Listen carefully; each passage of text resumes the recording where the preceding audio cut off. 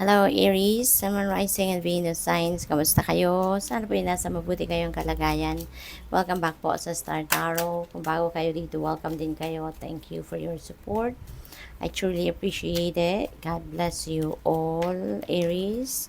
O na mensahe po ninyo, reinvent yourself. And the transformation is taking place. Enjoy a new lease of life. Ayan. So there is a personal transformation happening dito for most of you Aries. Kaya napakaganda nito. Kasi iba-iba to. Depende sa inyong sitwasyon. Pwedeng skills development ito na gagawin ninyo or pag-focus ninyo. Personal development, diba? Pagbabago ng perspective, pagbabago ng ugali, behavior ninyo, no, in some way. So you're going to give yourself an opportunity to transform, 'di ba? Magbabago kayo rito for the better.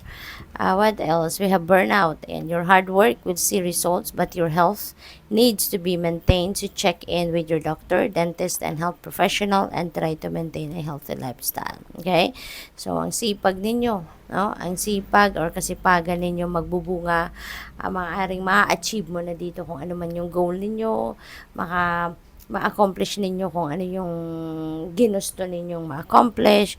Pero yun nga lang, no, baka na-compromise dito or mako-compromise yung inyong kalusugan, ang inyong health, kaya importante na magpa-check up naman kayo kung meron kayong mga physical ailments na nararamdaman, may mga physical discomfort, asikasuhin nyo muna yun na makabawi din muna kayo from that, okay?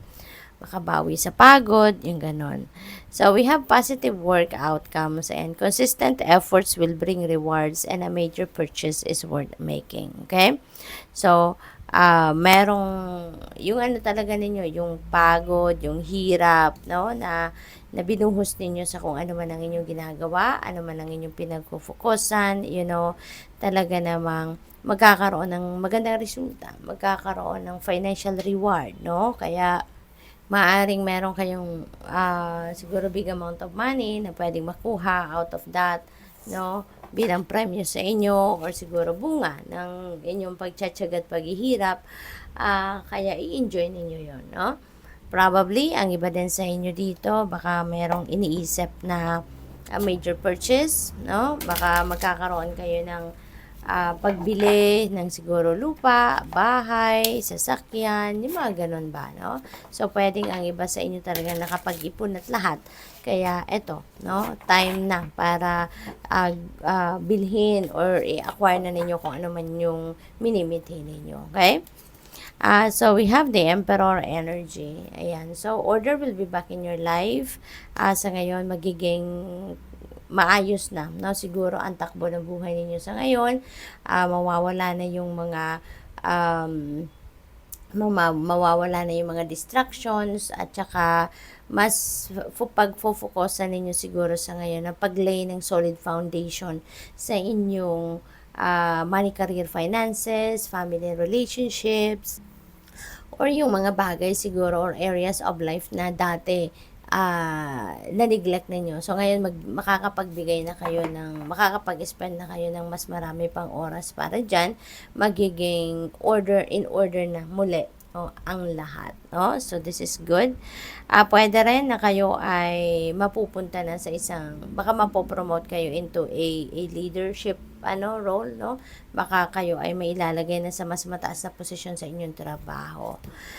We have 4 of Pentacles. Ayan. So, speaking of major purchase, no? So, siguro talaga nakapag-save na kayo, nakapag-ipon na kayo enough money para mabili nyo na kung ano man yung minimithi ninyo. Maaaring ito ay isang malaking purchase. Maaaring ito ay talagang bahay na bibilhin, sasakyan, lupain, yung gano'n, ano?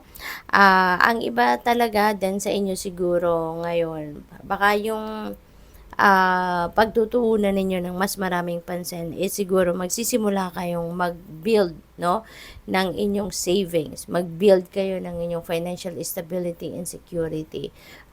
Financial empire, yung gano'n, ano? Kasi nga, may pagkakataon siguro kayo talaga na gawin yun sa ngayon. Kaya yun ang uunahin ninyo.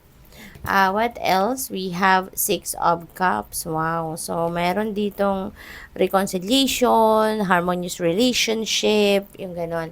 Kung meron kayong hindi pagkakaintindihan with someone, ano, kapamilya man yan or kaibigan, siguro ngayon magkakaroon na kayo ng panahon, no, para kayo ay magkausap, no, ma-patch up ninyo kung ano man yung inyong hindi pagkakaintindihan, maayos kung ano man yung siguro issue ninyo between each other, yung ganun. Kaya mas magsisimula kayong muli ng panibagong yugto sa inyong relationship, no? At mas harmonious na ngayon, mas loving, no? Mas may respeto na, no? Ang inyong relationship sa ngayon. Pwede rin ang iba sa inyo rito is ano, coming home. Baka may reunion dito ng magkakaibigan or magkakapamilya, no? Kaya kayo ay uuwi. So, pwedeng may travel dito. The Chariot, and speaking of travel, so Chariot is a travel energy. Kaya most likely talaga, magbabiyahe kayo. So, siguro by land ito. No? Baka magdadrive kayo or baka magpa-public transpo kayo by land, yung mga ganon. And, pwede rin ang iba sa inyo rito, there is success, no, na naghihintay sa inyo kasi nga yung hard work ninyo ba, 'di ba, will gain results sa ngayon. So, eto na yung tagumpay na naghihintay sa inyo kaya maganda. Papunta na kayo sa pag-usad, papunta na kayo sa pag-progress, meron ng development yung mga ginagawa ninyo.